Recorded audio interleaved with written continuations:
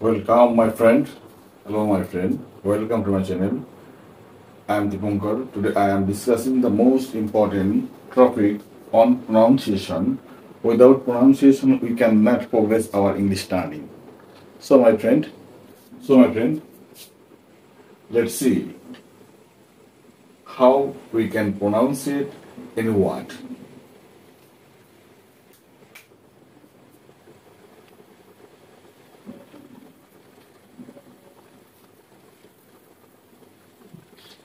I.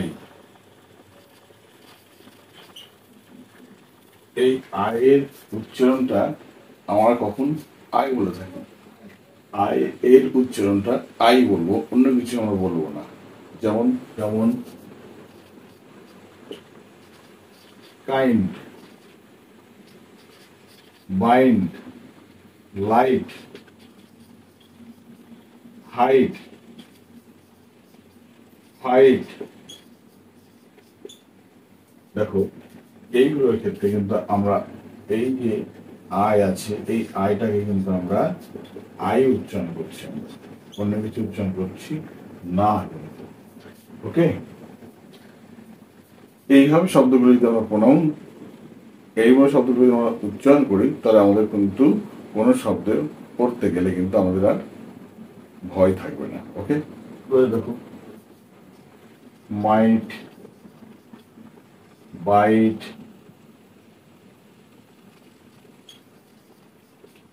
Bike, site, এগুলো আমরা বলতে পারি সব হর্ষই। ওকে, আরেকটা নিয়ম আমরা ফলো করে দেখুন। কোনো কোনো ক্ষেত্রে কিন্তু আমরা আইটাকে হর্ষই উচ্চারণ করে থাকি, তাই না? কোন কোন ক্ষেত্রে করে থাকি দেখো, ill, I double L ill, kill, K I double L kill, bill, B I double L bill, nil, N I double L nil. তারপরে তোমার still, S T I double L still, will, W I double L will.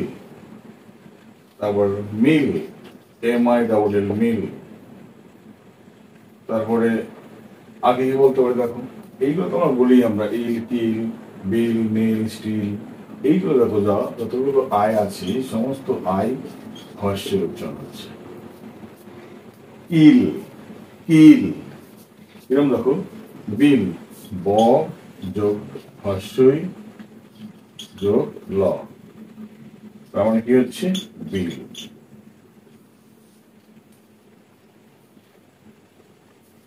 কারণ হর্ষই এর সমান সমান আমরা স্বীকার বলি, share তো আবার হলো, ঠিক আছে। আবার যেহেতু এখানে ইল, হর্ষই, ল, ইল,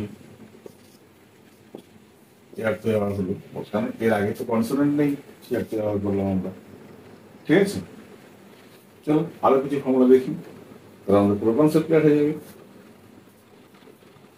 দেখো, আমরা আই সংখ্যা কখনো আ উন্তস্ত এইটা ব্যবহার করে থাকি, আই উচ্চারণ করি আমরা। আ হর্ষ না, এখানে ক্ষেত্রে কি হলো, আ উন্তস্ত।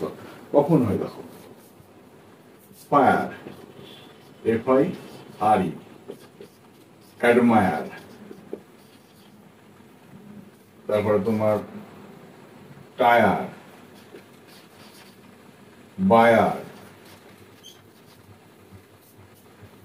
কেয়ার,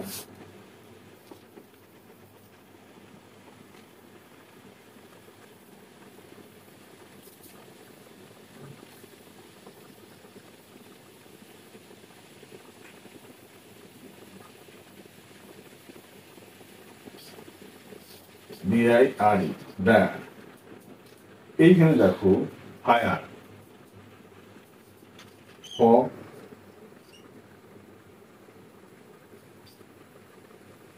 এই আই, র, ফায়ার, টায়ার, ট,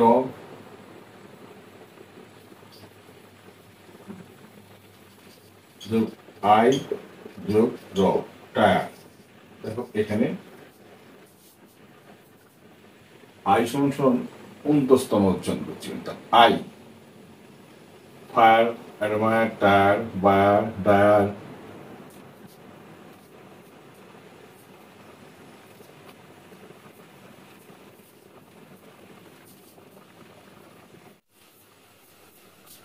দেখো কখনো কখনো আমরা আই কে আমরা আ দিয়ে উচ্চারণ করে থাকি, কোন করতে থাকি, কোন কোন ক্ষেত্রে আমরা উচ্চারণ করে থাকি ফলো করো। বলছি দেখো, fire, F I R E, fire. আর কি ফায়ার বলি, আর কি বলি দেখো, না ফায়ার বলি না, আমরা ফার্ম বলি, F I R M, firm. তারপরে তোমার কনফার্ম, CON FIRM, ফার্ম। আবার দেখো কনফার্ম বললাম, ফার্স্ট, FIRST, ফার্স্ট। দেখো এইখানে দেখো, এখানে ফর্মুলাটা কি দেখো আছে, ফর্মুলাটা কি, এফ এর সঙ্গে আই, তারপরে র, মানে এটা এফ আই আর তার সঙ্গে উচ্চারণ করেছে ম, এম।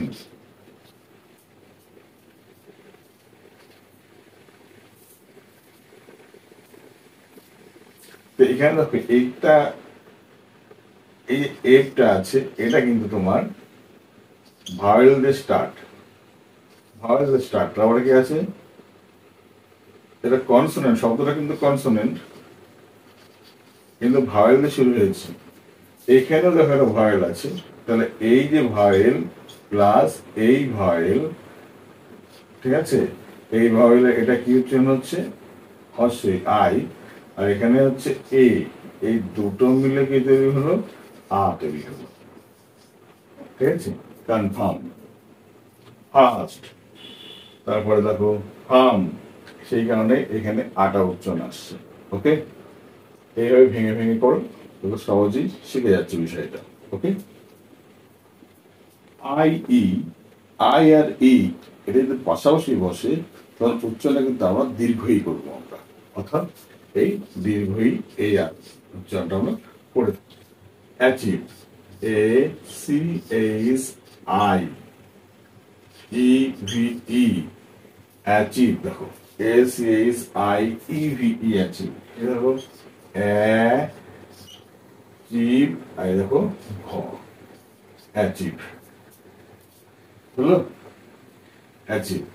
আমাদের হলো রিসিভ, RECEIVE। দেখো এটা আরটা হলো কনসোনেন্ট, এটা হলো ভাওয়েল, সেটা হলো কনসোনেন্ট, এটা হলো ভাওয়েল, এটা হলো ভাওয়েল, এটা হলো কনসোনেন্ট, আর এটা হলো ভাওয়েল। এই যে ভাওয়েলটা, এই ভাওয়েলটা এটা দীর্ঘিকারে রূপান্তর হবে, কার সাথে, আগেরটার সাথে হবে।